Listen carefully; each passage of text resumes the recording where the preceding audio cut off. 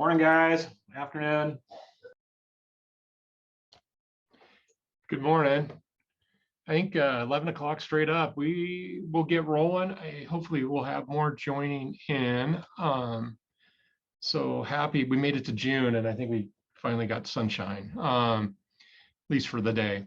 So welcome. This is the Commercial Property Council, and appreciate you being present and listening in, and hopefully asking some great questions. We're going to continue down this path of really trying to become the cleanest and safest city in the U.S., and that's our pure purpose of these conversations. So thank you for being part of that and a desire to join us in that cause.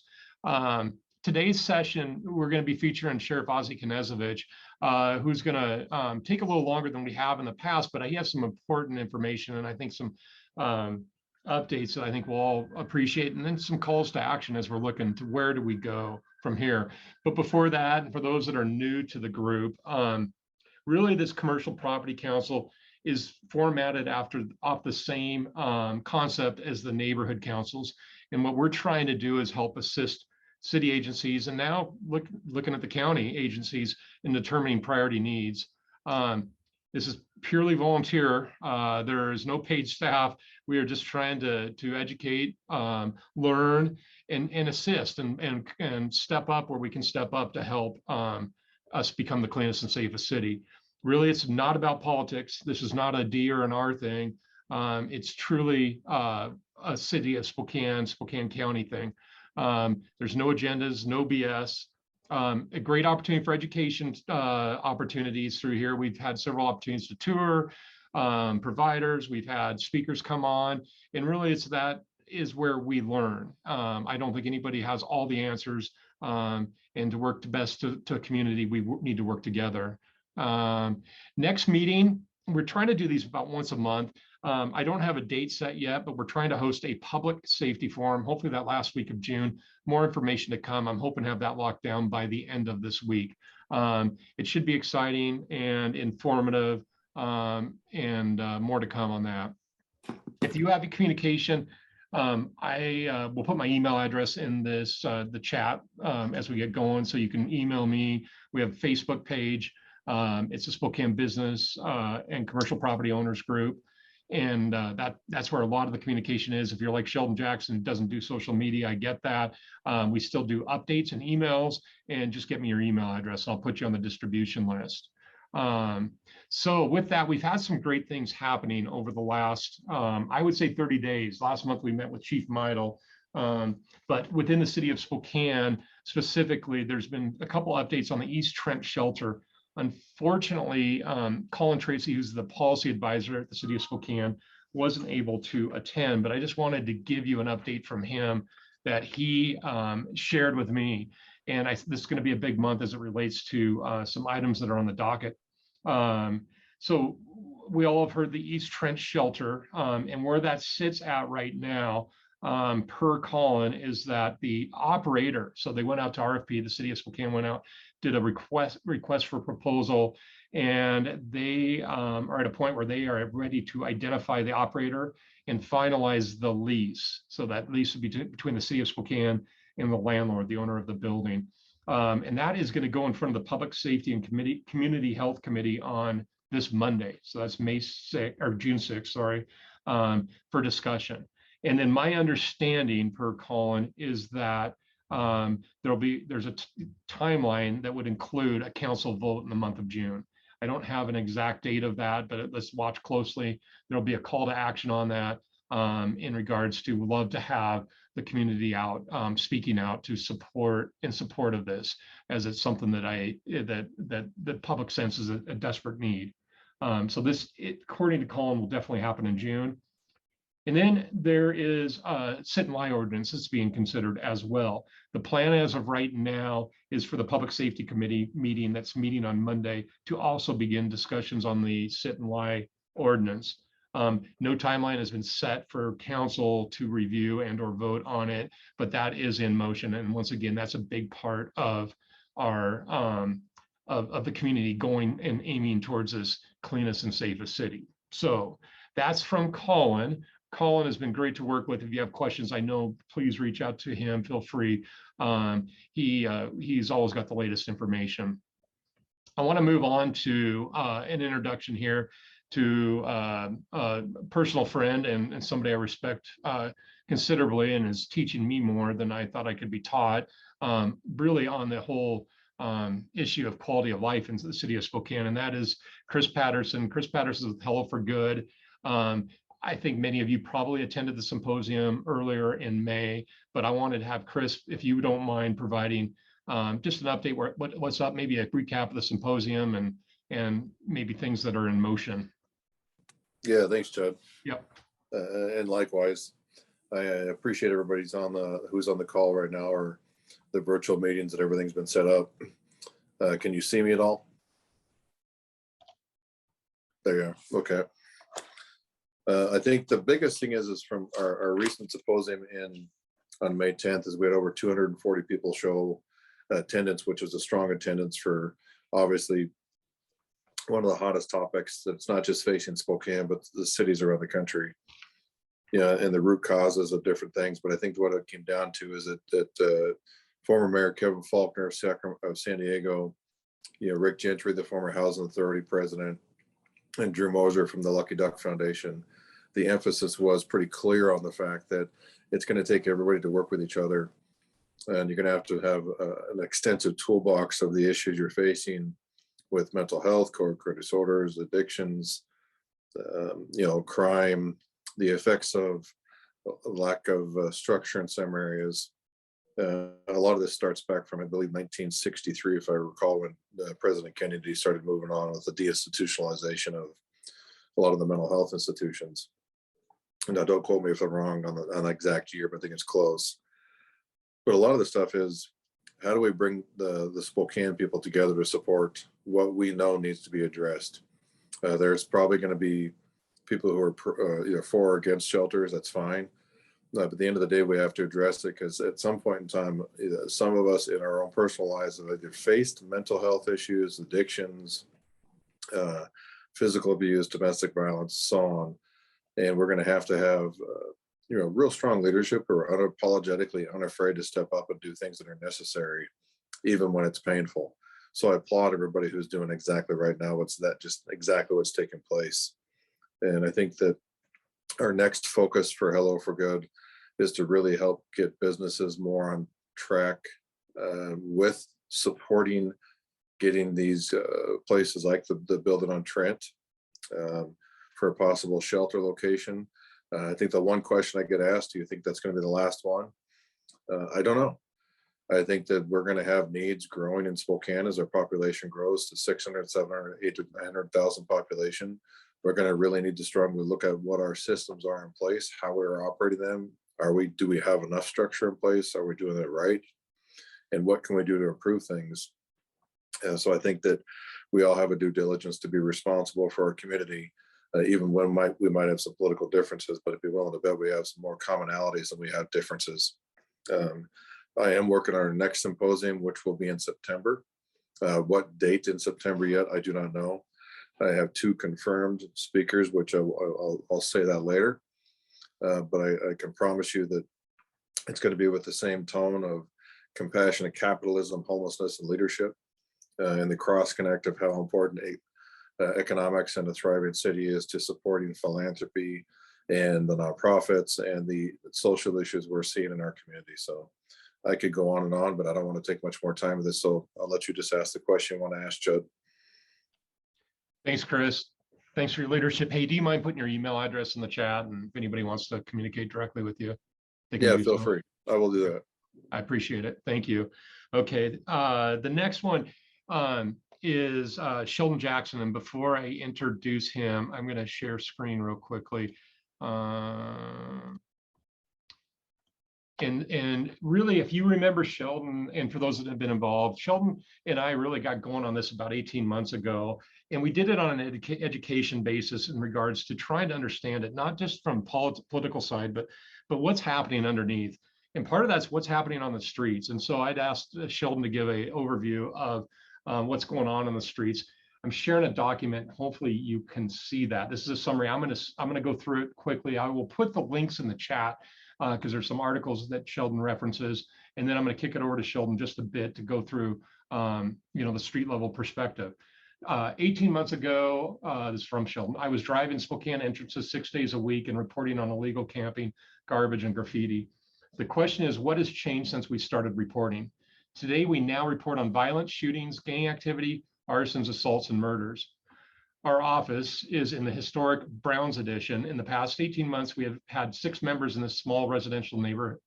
We've had 6 murders in this small residential neighborhood. 2 people burned to death in their sleep by 3 transients in retaliation for being trespassed. And you referenced an article that I'll put on chat. A woman shot in the head by a man that had previously practiced by killing a homeless man. A young homeless man executed across the street from Sheldon's office over drugs.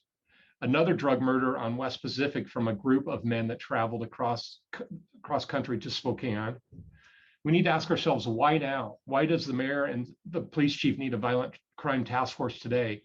What laws have changed that is causing this violence? Who is responsible? I have been physically assaulted twice and threatened with violence too many times to count, just for trying to stop theft and keep our properties clean and safe for our employees, tenants, and customers. It seems almost trivial when discussing murder, but property crimes have skyrocketed in Spokane, especially in the downtown districts.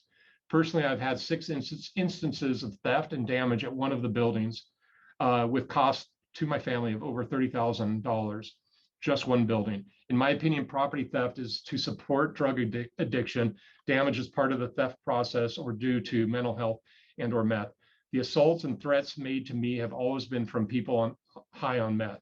We need to take back our city from irresponsible public officials. I'm going to go over, and then Sheldon Jackson, I am going to kick it to you, but I'm going to pull up the pictures real quick. And I'm going to start with this one. And if you are ready to go for it. Okay. So this morning I went out just to see what our streets look like. I haven't been driving the route for quite a few months lately, but I wanted to go out and kind of kick it off. Chad, I don't see the picture up. Is it up for everybody? The first one would be the WashDOT camp. They call it Camp Hope 2. I went by Camp Hope 2 this morning from a report that I received 2 days ago. There is 468 campers at Camp Hope today. And we are supposed to have, 850 campers on our streets. So over half of them are at Camp Hope, or the number is wrong. And when I drove by the camp this morning, one concern that I have is that it looks like a tragedy waiting to happen. The campers are side to side. There is no distance between the camps. If there's a fire out there, I mean, I don't know how many people we lose. So I'm going to ask the people on this video that deals with public safety to please go out there and make sure that we don't have a tragedy at this camp. Okay. The next one is in the U District area. There is a brand new project called the District being built down there. And this is an area underneath a viaduct. And I would guess there's probably anywhere from 20 to 30 campers just under these 2 viaducts. The next one on the list would be the Division Street Viaduct. I have not been by this for quite a while, but we do get quite a few reports from that area. And for many of my days down there, at the end of when I was driving, the Division Street Viaduct was empty. It was clean and it was empty. The city has put up fencing on the next viaduct, which is the Brown Street Viaduct. And the people in this area have decided to go to the path of least resistance and has moved to the Division Street Railroad Viaduct. It was packed in this morning. Then from there, I drove down 2nd, heading west. And it was early in the morning, so I was able to look down each major street, down each viaduct through the city. And I would guess that 75% of our downtown viaducts have campers. So 3 out of 4 of every railroad viaducts has campers, okay? From there, I went out to Sunset because I see this every week out on Sunset. And on Sunset, we have 2 entrances that come off of Sunset that go downtown. We have the 2nd Street entrance and we have the 4th Street entrance. Both of those, graffiti, garbage, campers packed in. I would think the 4th Street viaduct probably has 20 to 30 campers, and the 2nd Street viaduct has 10 to 15. So those are the morning photos just today. Why is this happening? Well, we do not have enough shelter, so we cannot do sit and lie. So the campers are just the campers. There's not much we can do about it today until we do have a shelter. But it's bad out there, guys. I mean, you know, just if you just drive around, you can see what's going on. It has changed dramatically in the last 18 months. And hopefully, you know, we can all work together to change what's going on in our community. Thanks, Judd. All right, thanks, Sheldon. I'll put those links here in the chat from his summary. We're going to move right along into what the future program is, and it's our conversation with Sheriff Ozzie Knezovich. And real quickly for those, I think we all know the sheriff. We see him, we recognize him, but just a little more about him. Sheriff Knezovich was appointed as Sheriff of Spokane County on April 11th, 2006, 16 years. He was elected to the office of sheriff in the fall of 2006 and is currently serving his 3rd term as our sheriff. This year marks his 29th year in law enforcement. As the sheriff of Spokane County, oversees the law enforcement activities in the unincorporated areas of Spokane County and several contract cities and towns. He is also responsible for managing the county's Department of Emergency Management. I find Sheriff Ozzie is a bold leader and one that speaks the truth. And I am honored to have him here today to be able to present. So Sheriff, I'm going to turn it over to you. Okay, I appreciate it, Chud. I do have a PowerPoint up. I don't want to bore everybody today with, I'm going to try to go up on video. We'll see how well that works. I might cut out. I'm going to try to go through some stats. I don't want to bore everybody with stats. I think you've seen the stats.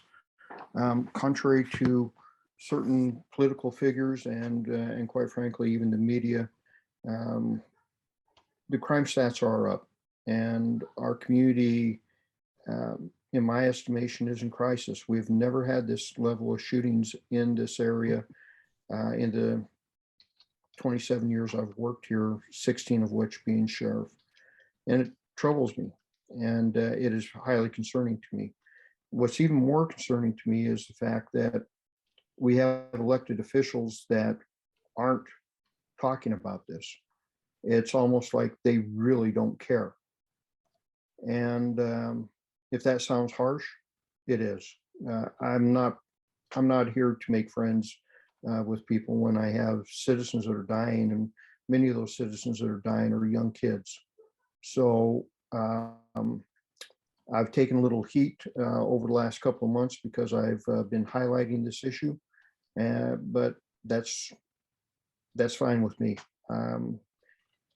But Chud, if you could help me share the screen if that's possible. I think, Jesse, did you give him, Grant, the sheriff? You should be able to. Yep, you should just be able to share your screen. All right.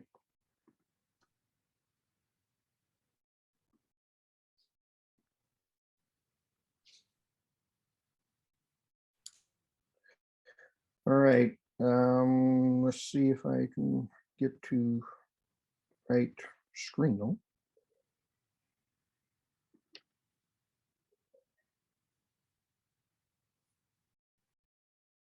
All right. I'm not quite sure what's actually showing. All right, we can go back. Right now, it's the Uh, Spokane unincorporated and SVPD combined property crimes rate per thousand. All right, this is how it looks as of the 28th of May. All the red are areas where crimes increased, and this is the unincorporated area. The unincorporated has 300% more homicides than we typically do on a this time compared to last year, and it's 2 over our 5-year average. Every life, in my opinion, is very important, and these homicide rates are going in the wrong direction. They're going up, not down. Rape is up significantly, 44%. Robberies up for this time of the year, and our low-level property crimes are also up, especially this shoplifting. But I don't put much stock in that because of COVID, and the trends are still massaging their way out of that 2020, 2021 time period. The Valley is, thank goodness, is down this a little bit in their homicides as compared to last year. But that is still a major concern for us.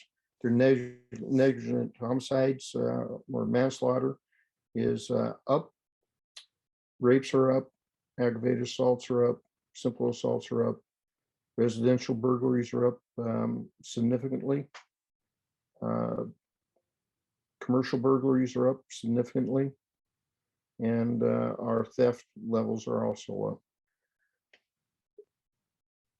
When we talk about our crime numbers and statistics, over the last 2 years, it's been kind of amazing. About 2 years ago, at right around the same point, it was in May of 2020, we came out with triple-digit crime increases because of COVID, people being released from jail. And we were, the day of that press conference, I literally had one of the local news producers tweeting and challenging our stats. Folks, we pay attention to stats on a continual basis. That's how we allocate manpower. That's how we try to make sure that we're putting people in the right places to keep crime down, to deal with the individuals that are causing crime. To the point that over the years, I've done many presentations about crime stats. I've used them in our budget hearings. So I'm going to give you one I gave in 2015, just to kind of highlight just the level of understanding that we try to put into what's truly going on with our crime stats. In this report, we take it back to 2004, and we show the effects of what happened when Crime Check was eliminated in this community. Eliminating Crime Check eliminated people's ability to call in to report crimes, and crime went, property crimes especially went down. That's what the statistics showed. Was it really police work, or was it our ability to report crime that went down? Well, if you take a look at the trend lines, you can see where the sheriff's office in the Valley in 2004 start reporting their crime statistically separately. In 2004, Crime Check went away. 2009, Crime Check comes back. And in that, from 2008 to 2009, you see that major jump.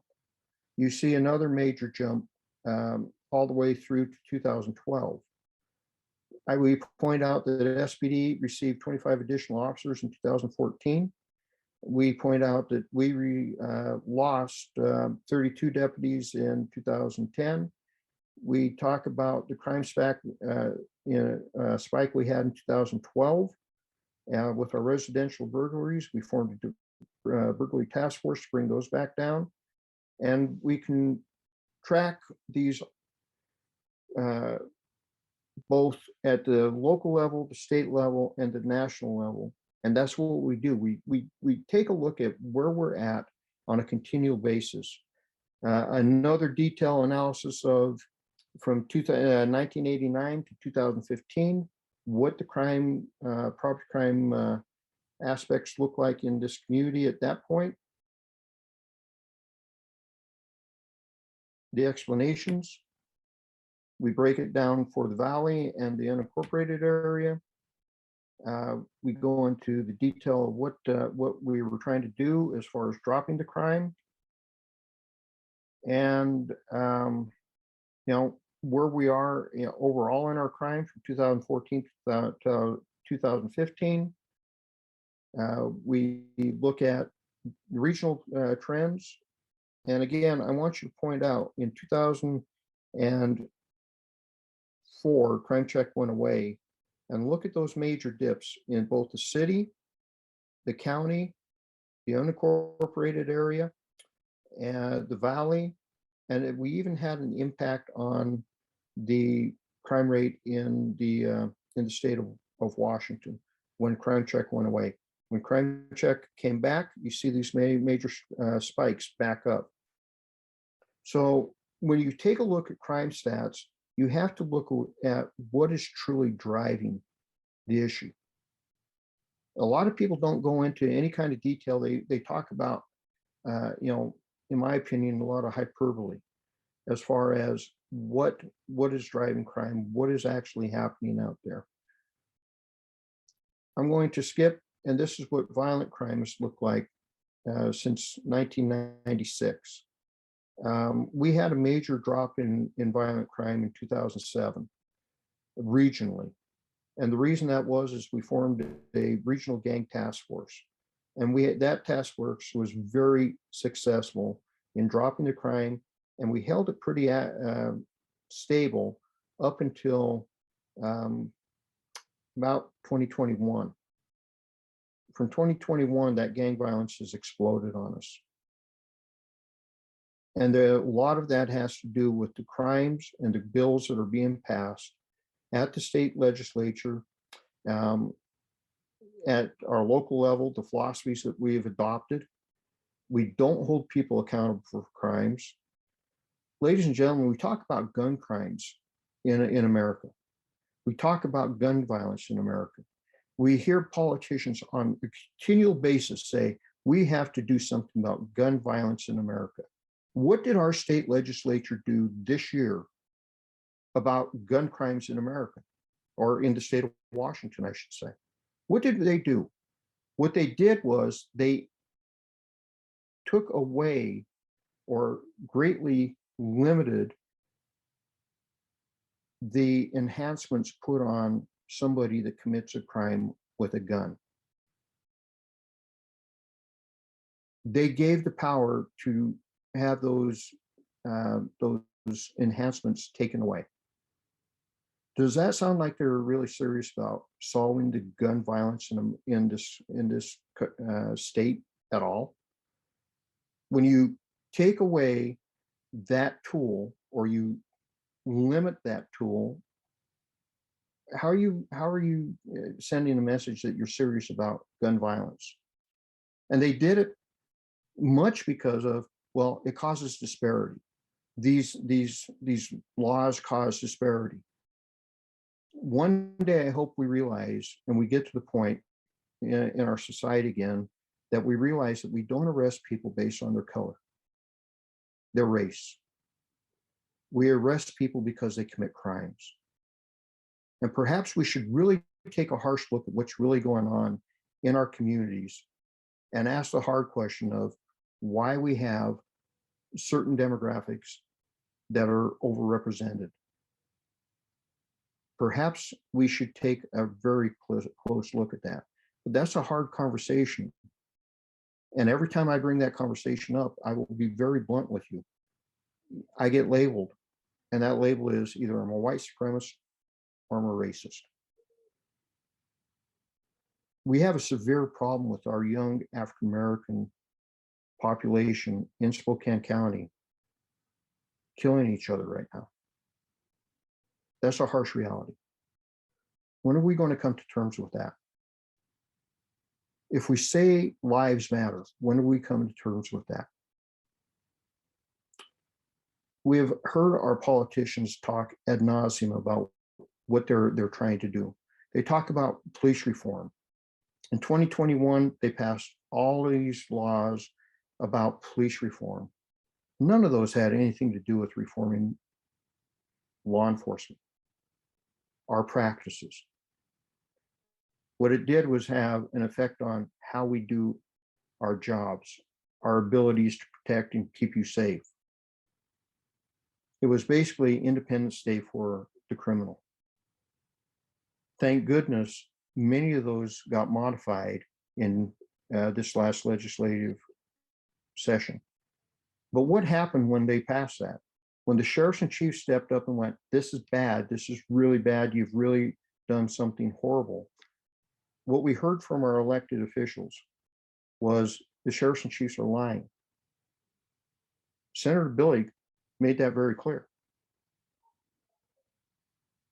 And folks, they can claim that they had input from law enforcement on those bills in 2021 all day long. One police union that does not really represent the body of law enforcement in the state of Washington is not an overarching support of anything. If they would have talked to their law enforcement leaders, if they would have talked to the subject matter experts, they would have realized that what they were doing was going to be horrible for the community and had nothing to do with reforming law enforcement. The harsh reality for Senator Billig and those who supported those laws is in 2013, when 39 sheriffs from the state of Washington went to the legislature, it was 2013 and 14, and tried to change a law to reform, truly reform our practices in law enforcement, which stated, if a law enforcement officer commits a crime on duty or lies, that law enforcement officer cannot get their job back if the arbitrator finds the sheriff has done their job, has proven the case, and it is a sustained finding. We couldn't even get that legislation out of committee. And quite frankly, there are only 5 representatives and senators at the time that supported that effort, that touched Spokane County. That was Kevin Parker, Michael Baumgardner, Joel Kretz, former Representative Fagan, and Senator Padden. That was it. The rest of them fought it. And those who talk about reform, those who talk about wanting reform, that we have to reform the police, they had their chance, but Marcus and Tim and Andy both did not support that bill. For the last 2 years, the 3 of them I've told them multiple times, the Law Enforcement Training Commission in the state of Washington, the Criminal Justice Training Commission in the state of Washington is in chaos. The training they are providing young rookie police officers in the academy, the curricula has been identified by an expert as being legally indefensible, which puts a major problem for every law enforcement chief and sheriff in this state, because we can no longer get on a stand and testify to the fact that we know that our law enforcement officers are being trained to the best standards, evidence-based, research-based. We can't do it. They know that that's been an issue. And it's still an issue, and it's getting worse. I mean, some of the nightmare stories coming out of the commission and out of the academy right now are they're actually training people to draw their pistol, their service weapon, and their taser at the same time and approach somebody. That's a recipe for disaster. When we challenged them on it, they said, well, taser, Axon, it's higher level training. We contacted Axon, they said, absolutely not, that is never to be done. We have major issues that should be being addressed and are not. The state of Washington passed I-940, which said we were supposed to receive all this RASU training. To this day, that training hasn't been rolled out completely. And we talk about being the most reformed state in the nation when we know that we're providing the worst training in the nation to our rookie police officers. And we wonder why crime's going up. We wonder about the messages that's been sent to the public. I don't know exactly how to reach out to these folks because, Senator Billick came and visited me about a month and a half ago. Basically wanted an apology because I called him out for not working to put the pursuit bill on the floor to be voted on to change that. That pursuit bill was not changed. Senator Billick said that he didn't have the votes within his caucus, even though they had the votes on the floor to get it done. He said he didn't have the votes in his caucus to get that legislation pushed out. Because that pursuit bill has not been changed, quite frankly, people are dying.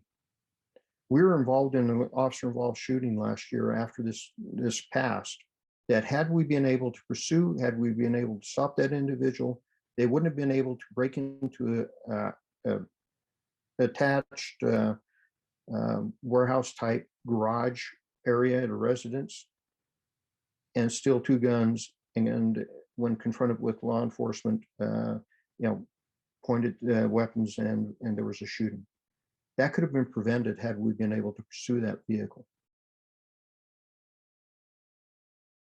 The consequences for what is happening is what you're seeing on your streets. We talk about the mental health issue.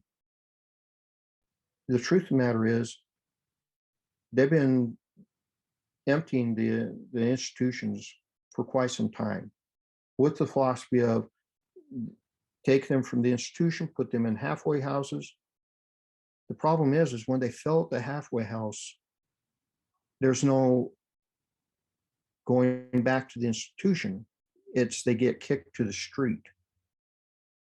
Now you tell me where there's compassion in that. You're kicking mentally ill individuals out to on the street, making them homeless. Where's your compassion? What should be happening is if they fell at the halfway house level, they go back to the institution to get restabilized, try the halfway house again until they're successfully released into society again. But we don't do that. We kick them to the street. Talking to Rob McCann, he estimates about 85% of the homeless issue that he's dealing with is mental health issues. Then you throw the drug addiction issues on top of it. And much of that drug addiction is fueling your mental health issues. And we did that to ourselves when we began legalizing drugs in the state of Washington. We've seen a slow progression heading this way, folks, since the legalization of marijuana. People don't like to hear it. People don't want to hear this, but this is a harsh reality. When we legalized, I started watching downtown core change. I had pastors calling me and asking me to help them prevent legal marijuana shops from opening up in their neighborhoods because they were watching their neighborhoods change. Now the governor wants to form a task force to go after illegal marijuana grows. Well, if you remember, when you passed that legislation, they promised you that illegal marijuana growers would go away, that the cartel would go away, that there would be no more illegal marijuana in the state of Washington. The level of illegal marijuana is higher than it's ever been. The cartels are heavily involved, and there's a Chinese connection also involved in that. The state of California is now looking at putting hundreds of thousands of dollars into task forces on illegal marijuana. I want you to just think about one thing. How can we be having all these problems in Spokane, Washington, when about 15 miles to our east, there's an imaginary line? Because you don't hear Post Falls, Coeur d'Alene, or anybody else having these issues. Why? Because if you commit a crime there, you go to jail. You commit a crime in Spokane County, you're probably not going to go to jail. If you do go to jail, you'll be out in under 3 days. And the criminal knows that, and he uses that, and matter of fact, flaunts it. They have told our deputies on more than one occasion, be out in 3 days. And many times they're out before the deputy's paperwork is done. So what's the difference? How can 15 miles to our east, people not be facing these issues? And we are. Could it be we adopted a philosophy? Because we did. We have adopted a philosophy called restorative justice, which has nothing to do with true restorative justice. True restorative justice restores the community, the victim, and the suspect. What we've adopted only restores the suspect. They don't care about the community, and they don't care about the victim. So that's where we're at today. And again, I'm not going to bore you with a bunch of statistics. I'm just giving it to you the way it is. You want this to change, then you have to change policy. Policy has to change. The only way policy changes, if our current leaders won't do it, so we have to change leaders. I'll open it up to Chud, to questions, Chud. Okay, and I didn't see really any questions in chat. I know that, let's see, and I would open it up. If you want to ask questions, please use chat for it. Sheriff, I don't know if do you want to talk about the current jail capacity, conditions, where we're at as a community right now, how we're served by it? Is there? I can. Quite frankly, the harsh reality is from 1995 to today, you have had a problem with jail overcrowding. The Spokane County Jail was identified as being overcrowded in 1995. Before I became sheriff in 2006 and 2005, I became part of a group to look at the overcrowding issues at Spokane County Jail. For the last 17 years, quite frankly, I have failed you. I have failed to communicate to the political entities involved the crisis that you're truly in. In 2009, in a budget hearing, I kind of got sideways with the Board of County Commissioners when I stated that we ran an unsafe, overcrowded jail. Well, it was true. The jail was unsafe, and it is severely overcrowded, and it's unsafe because of the overcrowding.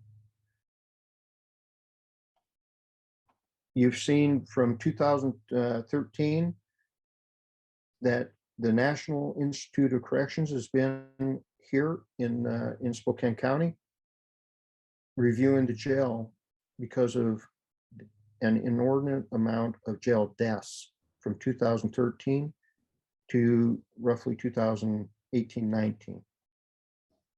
Their recommendation, continue to work towards building more capacity so you can take the pressures off of a severely overcrowded system. Because the jail is overcrowded, people that should go to jail do not go to jail. We give them citations. We call them arrests, but all we're really doing is giving them a citation. And you have very, very serious individuals, repeat offenders, chronic offenders, that there's not enough room in the current system to hold them accountable. So they get released because it's become a prioritization.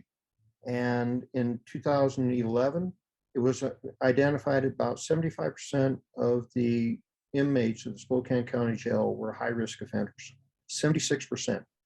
When the expert that was working with us on this project, David Bennett, did that analysis, he and his partner checked those numbers 3 times because they had never seen a system in that amount of crisis. And that was in 2011. People want to say that the jail is just full of misdemeanors. No, it's not. Very few misdemeanors are held in jail. The ones that are held in jail are held for domestic violence and DUI, 2 very serious crimes. Very, very few quality of life crimes ever make it to jail. And we've seen it time and time again in communities across the United States. When you start losing control of your quality of life crimes, when you start losing control of your property crimes, your major crimes will explode. We are seeing that now. We're living what every community that in the past has seen that has allowed their quality of life crimes to go unchecked. This is a natural progression. And you have activists out there that will say, oh no, those studies don't, no, those are the real studies, those are the real numbers. How is it that in the 1990s, when quote unquote, get tough on crime, philosophies were adopted, the crime went down. And now, because of we've adopted the exact opposite philosophy, crime is going up. The research is there. It's very clear. Chud, the jail is overcrowded.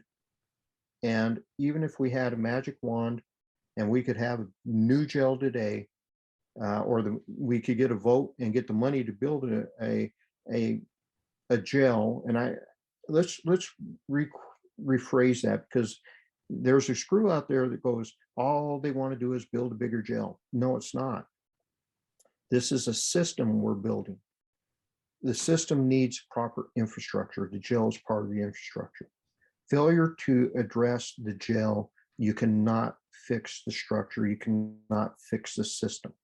So in order for us to fix the system, we need to fix the jail. We need to get more beds for smart justice to work, because smart justice was not brought into this community by Brian Biggs. It was brought into this community by Mark Richard and myself in 2007.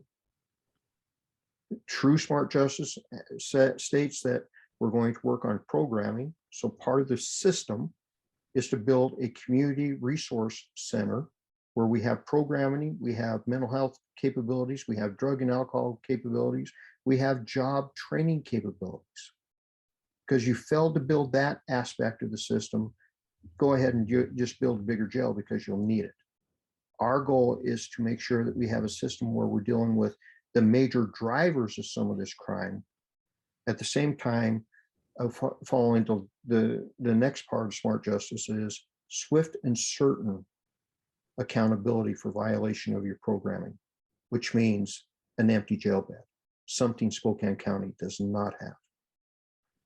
What we're trying to build is not a bigger jail. We're trying to build a proper system. And that has been the goal since 2007.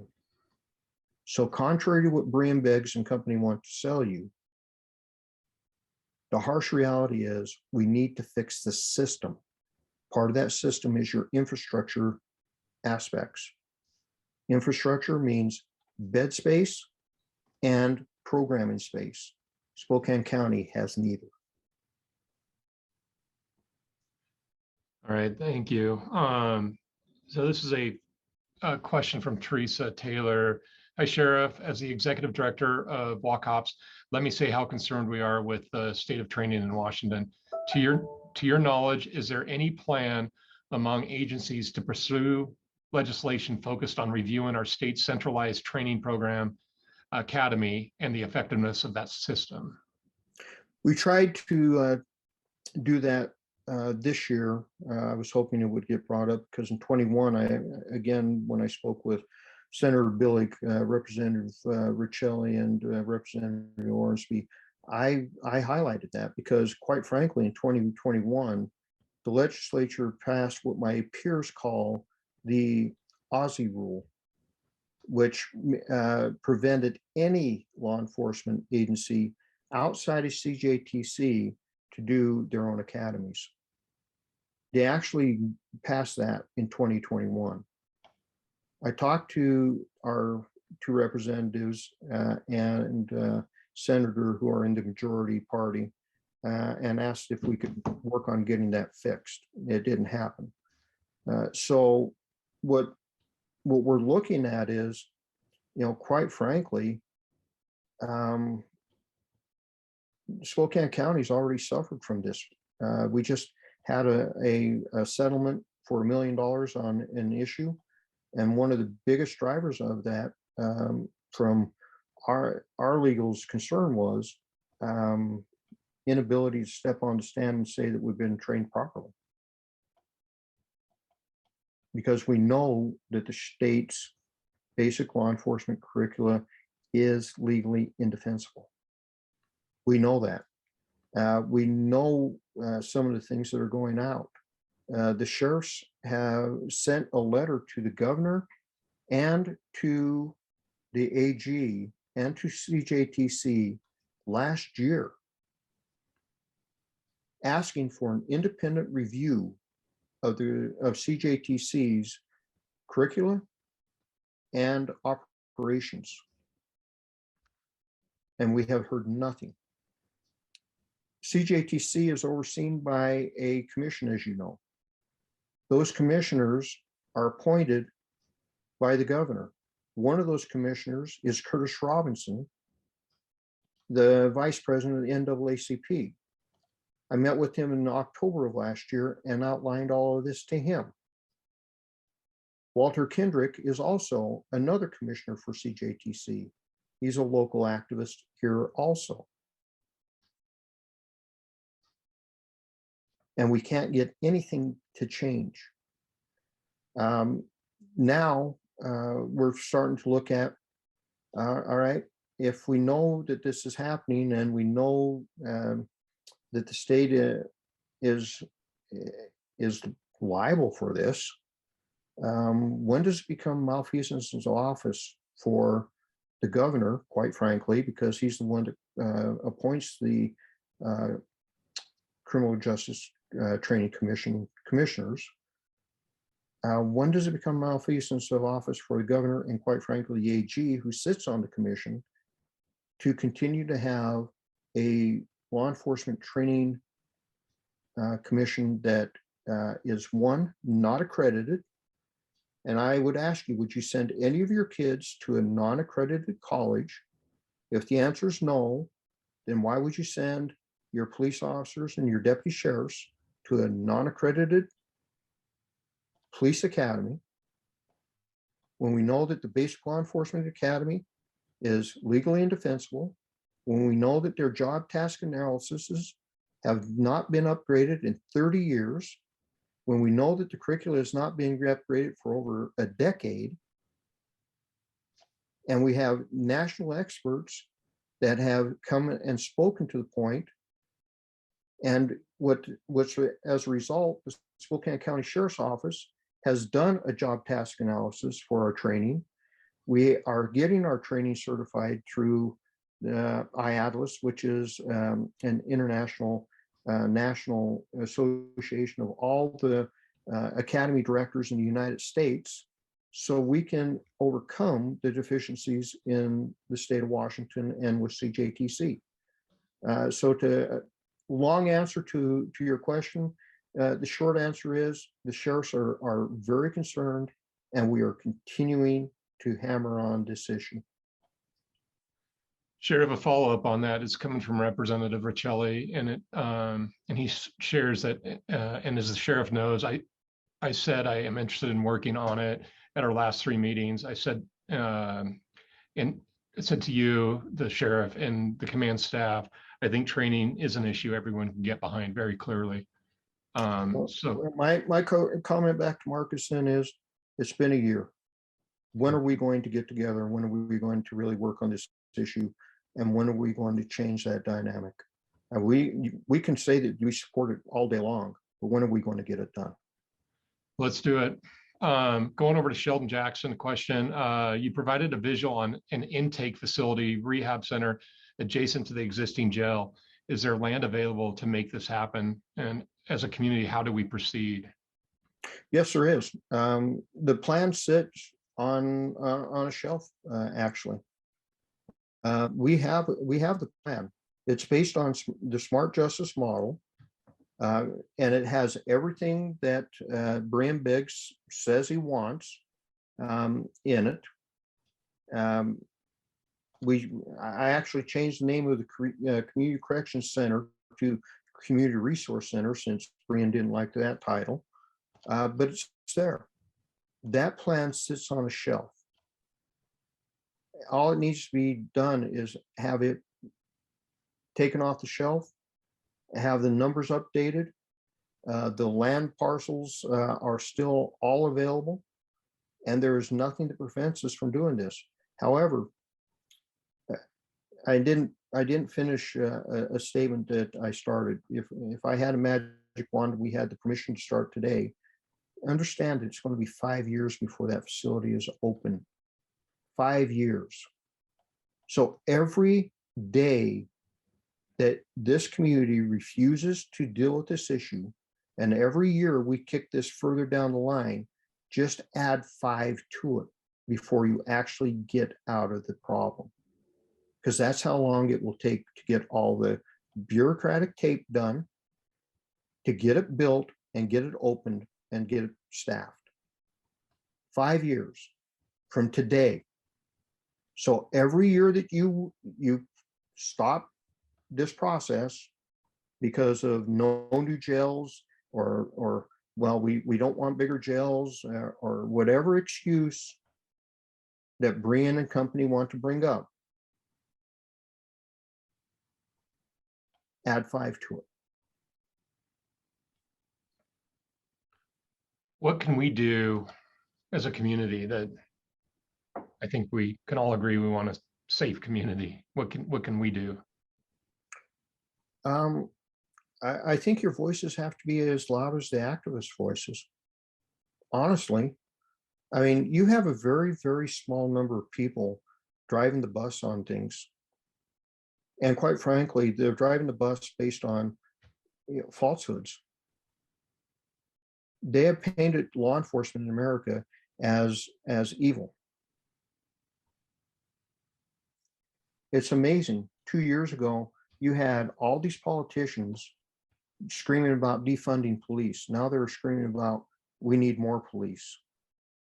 They're screaming about the violence that is eating our society.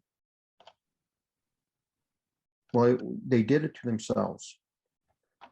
It's time for us, the everyday working person, the everyday business person, quite frankly, the people that make this country who we are. It's time for you to step up. It's time for you to be heard. And you have to do it in a little bit different ways than you're comfortable with. You have to adopt some of the same techniques that some of these activists have taken. But if you want your community back, I mean, folks, ever since I've lived here, I've gone, Spokane is a great place. It's a great place to live. And one day when we figure out exactly who we are, we will be the greatest community there is in this nation. I have no doubt about that. We have it all. But I'm watching us I'm watching it slip. I'm watching it get destroyed. And it's actually heartbreaking. And for me, every ounce of blood that is spilled on those streets right now weighs very heavily on me. Those,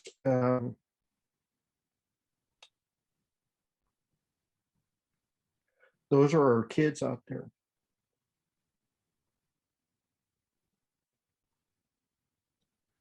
So I think you froze. Oh, there you go. I said, because that blood represents our kids.